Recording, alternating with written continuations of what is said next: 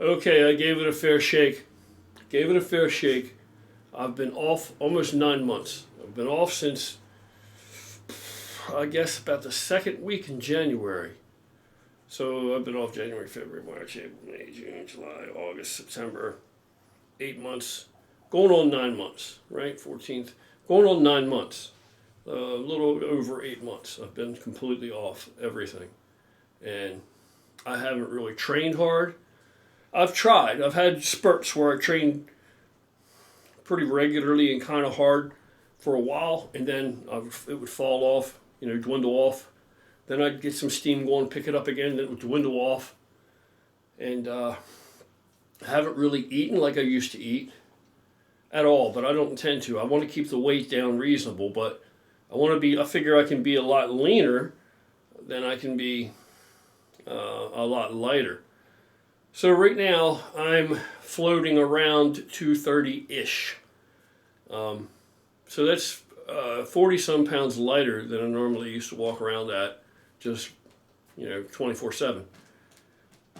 But I'm tired of that. I'm tired of feeling tired is what it is. I'm tired of being tired. I'm tired of half the time I'll get on a roll, where I'll get enough sleep. I'll feel pretty good. I'll have a few good days. But more often than not, I almost wake up tired. And, my diet, I've played with the diet between, 8 months, 8+ months. And I've tried to account for it every other way naturally. But I'm just, that's it. It ain't for me. It isn't for me. I'm 55. I'm going on 56. And running with my normal production or my natural production of testosterone at this point, it isn't cutting the mustard. And it's not because I can't stay big. Look, I can stay pretty good size. I can stay a reasonable size. But so that's not it at all. That's not it at all. It's all the other factors. And then, I do need to have the motivation to train. I do need to have the energy to go to work and produce and then still be able to train and all this other stuff. And that's what low T feels like, and that's what I wanted to see. I wanted to really see what it was like, and it's miserable. It's miserable. So, gave it a shot, gave it a fair shake. I'm finished with that experiment. I'm one of these folks that I believe that where our test levels should be are a lot higher than 500, 600. I don't think that's high enough to be really healthy. I think you need to be about 800. I'm sorry, but if you go back 100 years ago, like your great-grandfather's time, those dudes had healthy test levels, man. So they might have been lifting, they might not have been lifting, they probably weren't, most of them, but they were virile, healthy, strong, fully functioning men. I mean, we're not shit today compared to what those guys were and what they could do. And I mean, stop and think what the average man, like back in the 40s even, or 30s, what the average man, what kind of skills did he possess? All you got to do is you got Google an owner's manual for like a 1947 Chevy or something even older. And just look at that owner's manual and compare that to today's. There's no comparison. There's no comparison. You were expected to be able to put your own rear main seal in and a bearing or whatever else, and it would give you instructions in your owner's manual how to do that. I had a 47 Chevy Fleetmaster, and I had the original owner's manual, and it had some crazy shit in there that they pretty much figured that the average guy that tinkers can do, which would be like serious repairs today for, in the shop. All right, so I'm not trying to live with low test anymore. I'm not finished working. I can't retire yet. I still have to meet obligations and responsibilities, and so gave it a fair shake.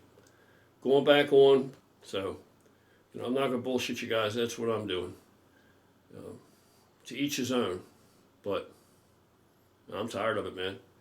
I have too many injuries and stuff, mechanical injuries and damage that I've done in my body over many, many years, both through fighting and then through lifting weights, that if I don't keep that muscle that encapsulates that spine strong and healthy, and I don't keep the muscle that surrounds this knee fine and healthy, I'm going to start to have problems, and who knows what else could happen, that way. So I think that when I end up at 85 a week.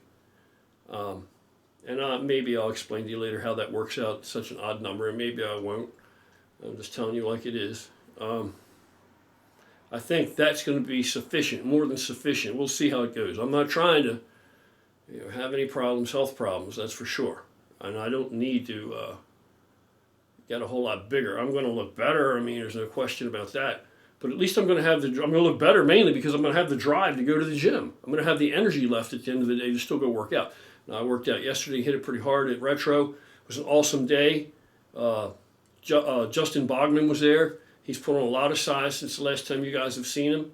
He looks great. He just had a new addition to the family. Just welcomed a new addition, he and his wife. Jason didn't make it, unfortunately, but I'm going to catch up with these guys. I got to start training with these guys again because I need motivation. I need motivation. And of course, the low T, that's motivation's in the shitter. So I don't know how you guys feel, or any of you older guys, how you're doing, but nah, it's no way to live. Comparatively, it's no way to live. So I don't care what anybody wants to cry about. To each his own. Every man's responsible for making his own decisions and choices and living his own fucking life. And the things that I need to be able to do, still, I can't be running around with crashed testosterone levels where I have no energy and feel like shit and don't want to do anything. I'm not going to do it. All right, so that's it. Just want to tell you, I am not going to end up being some kind of big monster again. I will not get up to 270 again and walk around like in the 270s anymore. Those days are gone behind me, but I'm going to, hopefully I'm going to stay around the 230s. I might float up to maybe 240-ish, but it'll be lean. So I'm figuring if I stay really lean, I don't really need to get that much. I have really good full bellies, so I don't really need to. It's all an illusion anyway, so I don't really need to get that big. But, yeah, so, and beside that, I already feel fine the size I'm at right now. It's just, like I said, I haven't been training very much because I just don't have the drive. So, and then so the training, I need that just to stay physically capable. And the drive, I need that because I got to work. I'm a working stiff. I can't retire. I still have to keep working. So if you're fortunate enough to be retired at my age, you're doing great, man. Congratulations. I envy you in that regard. But if you still have people that are counting on you and have expectations and you need to meet, and you have responsibilities and you got to stay your nose to the grindstone and keep working, then if you're running with low testosterone, man, and you're doing it, that's a tough road to hoe. I'm not saying there's plenty of guys that do it, but I know the difference, and it ain't no good for me. I'm not going to do it. Why would I do it when I have an alternative? A perfectly acceptable alternative. All right, so that's it. I'll probably be making some more videos because, like I said, I'll have more energy. You guys take care. Hope you had a great weekend. Have a good evening.